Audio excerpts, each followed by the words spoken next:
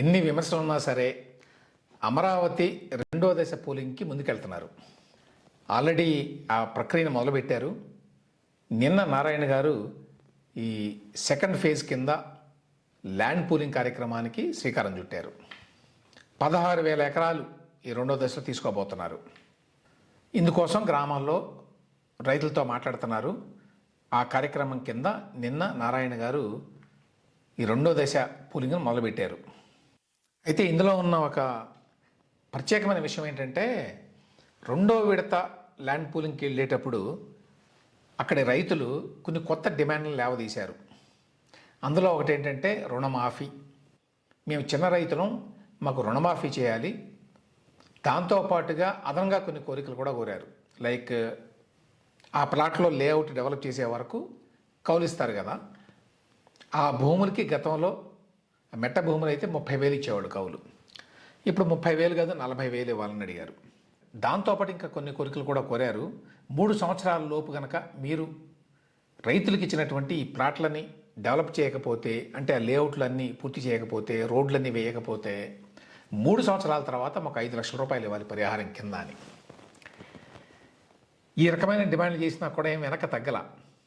తాజా వార్త ఏంటంటే, నిన్న నారాయణ గారు వడ్డమాన్లో రైతులతో మాట్లాడినప్పుడు వాళ్ళు మళ్ళీ అడిగారు, మాకు రుణమాఫీ కావాలి అని.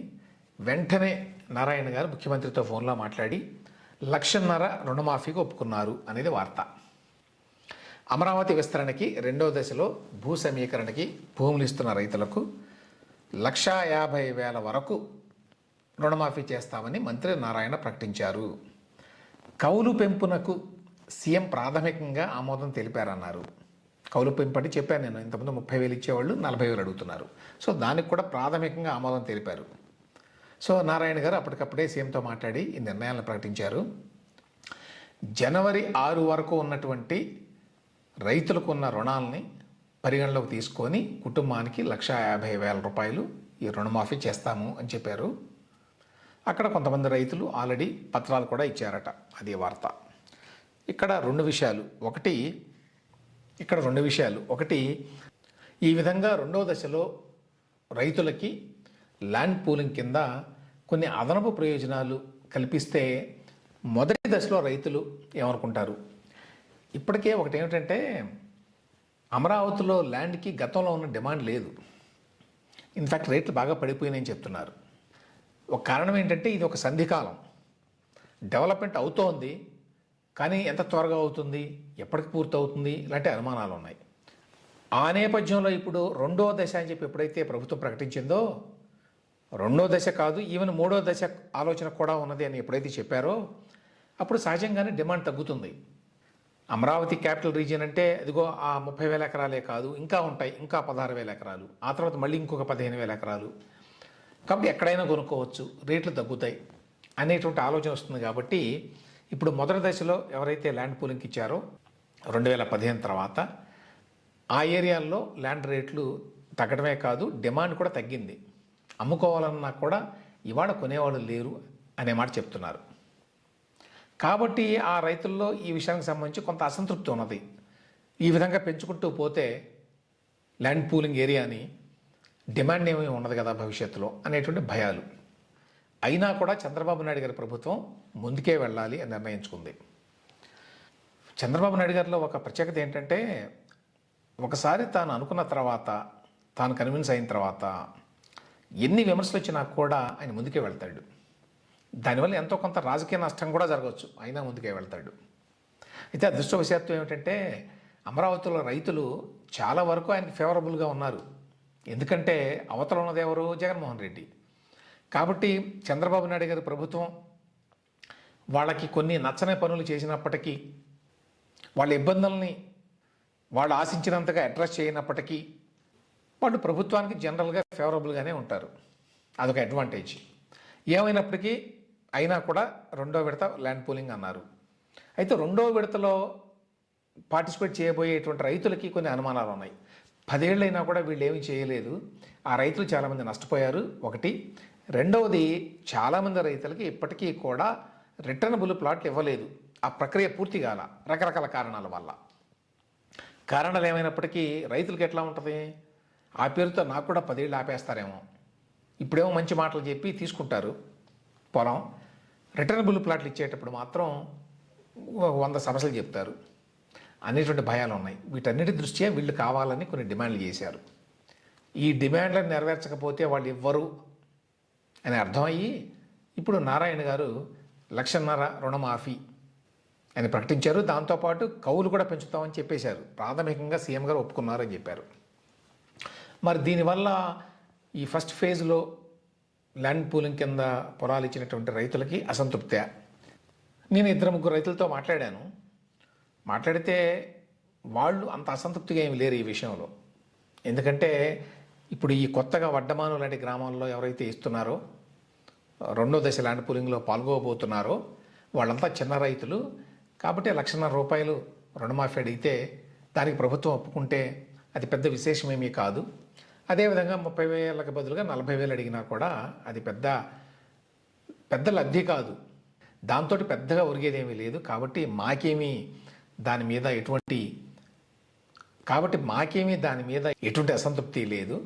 వాళ్ళకి ఇవ్వడం మంచిదే, కానీ మేము కోరుకునేది మాత్రం మాకున్నటువంటి అనేక సమస్యలను ముందుగా పరిష్కరించండి, ఆ తర్వాత రెండో విడత ప్రక్రియను చేపట్టండి అనేది ఒకటే మా డిమాండ్ అని చెప్తున్నారు. సో అంతవరకు చంద్రబాబు నాయుడు గారి గవర్నమెంట్కి ఒక ఫేవరబుల్ అట్మాస్ఫియర్ ఉంది. అయితే ఇప్పటికే ఉన్నటువంటి కొన్ని సమస్యలని అడ్రస్ చేయకుండా హడావుడిగా రెండవ దశకు వెళ్తున్నారు అనే విమర్శలు అయితే ఇప్పటికే ఉన్నాయి. ఫర్ ఎగ్జాంపుల్ ఉండవల్లి పెనుమాక రైతులు చాలామంది ఇప్పటికే 2,500 ఎకరాలు ఇప్పటికే ఇవ్వాల్సి ఉంది. వాళ్ళు ఏమంటున్నారు, ఇప్పుడు అందులో 600 ఎకరాలు ఇవ్వడానికి సిద్ధంగా ఉన్నారు. అంటే రోడ్ల కోసం, ఎస్పెషల్లీ సీడ్ యాక్సెస్ రోడ్డు ఇట్లాంటివి. అంతవరకు ఓకే, మిగతాయి మాత్రం ఇవ్వం అని చెప్పేశారు. దాని గురించి వాళ్ళతో మాట్లాడుతున్నాం అని చెప్తూనే ఉన్నారు సంవత్సరాల నుంచి, 18 నెలల నుంచి. కానీ పెద్దగా ప్రోగ్రెస్ ఉన్నట్టుగా అయితే కనిపించడం వల్ల అదేం చేస్తారో ఇంతవరకు మరి చెప్పడం లేదు. నారాయణ గారు ఏంటంటే ఇప్పుడు ఆ రోడ్డుకు సంబంధించి మాత్రం ల్యాండ్ ఎక్విజిషన్కి పోతున్నాము అని చెప్పి తాజాగా చెప్పారు. గతంలో కూడా చాలాసార్లు చెప్పారు కానీ చేయలేదు. ఇప్పుడైతే యాక్చువల్గా ల్యాండ్ ఎక్విజిషన్ కోసం వెళుతున్నామని చెప్పారు. ఆ కార్యక్రమం ఇంతవరకు పూర్తి కాకుండా రెండవ దశకి ఎక్కువ ఇట్లా ఎందుకు ఆత్రపడుతున్నారు అనేది ఒక పాయింట్. ఇప్పటికీ చాలామంది రైతులు అసంతృప్తిగా ఉన్నారు మొదటి ఫేజ్లో వాళ్ళు. ఎందుకంటే ఆ రిటర్నబుల్ ప్లాట్ల వ్యవహారము, ఇంకా ఇతర సమస్యలు చాలా ఉన్నాయి. అవన్నీ రిజాల్వ్ వాటిని రిజాల్వ్ చేయటం మీద దృష్టి పెట్టి ముందు అది ఆ కార్యక్రమం పూర్తి చేసి అప్పుడు రెండవ దశకి వెళితే కొంతవరకు ఆ కాన్ఫ్లిక్ట్ వాతావరణం తగ్గుతుంది. అట్లా కాకుండా సమస్యలనేమో అట్లానే వదిలేసి ఆ సెకండ్ ఫేజ్ ల్యాండ్ పూలింగ్కి అంత తొందరపడాల్సిన అవసరం లేదు. ఇంకో వార్త ఏంటంటే ఇవాళ చంద్రబాబు నాయుడు గారు ఢిల్లీ వెళ్ళారు. అమరావతికి చట్టబద్ధత కల్పించండి అని చెప్పి మళ్ళీ హోంమంత్రి అమిత్ షా గారిని కలిసి కోరారు. అంటే వేరే విషయాలు కూడా కోరారు అనుకోండి, పనిలో పనిగా ఇది కూడా కోరారు. ఇది దాదాపుగా పూర్తయింది అని చెప్పారు ఇంతకుముందు.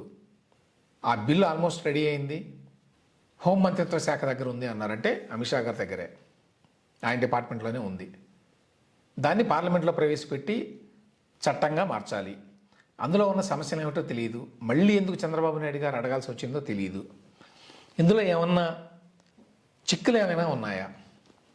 నేను గతంలో చెప్పాను, ఇందులో ఒక చిక్కు అయితే ఉంది. అదేంటంటే ఇంతకుముందు ఎప్పుడూ కేంద్ర ప్రభుత్వం ఒక రాష్ట్ర రాజధానికి చట్టబద్ధత కల్పిస్తూ చట్టం చేయాల.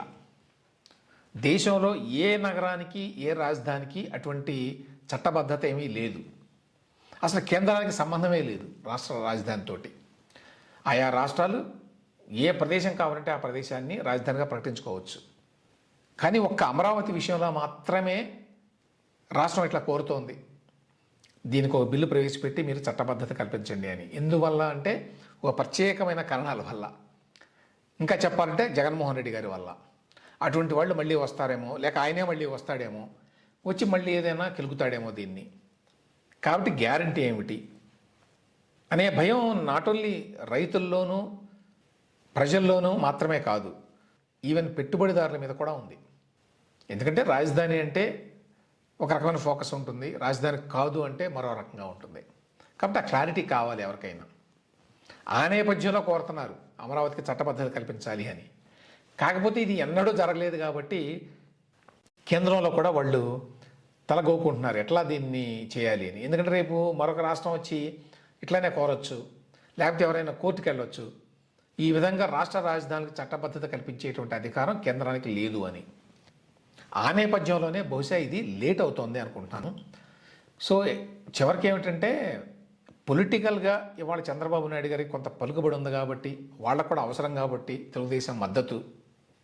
ఆ నేపథ్యంలో అమరావతికి రాజధానిగా చట్టబద్ధత కల్పించేటువంటి బిల్లు తయారవడానికి పార్లమెంట్లో ఆమోదం పొందడానికి అవకాశాలు ఉన్నాయి. అదర్వైజ్ బీజేపీ దీన్ని టేకప్ చేసేటువంటి అవకాశమే లేదు.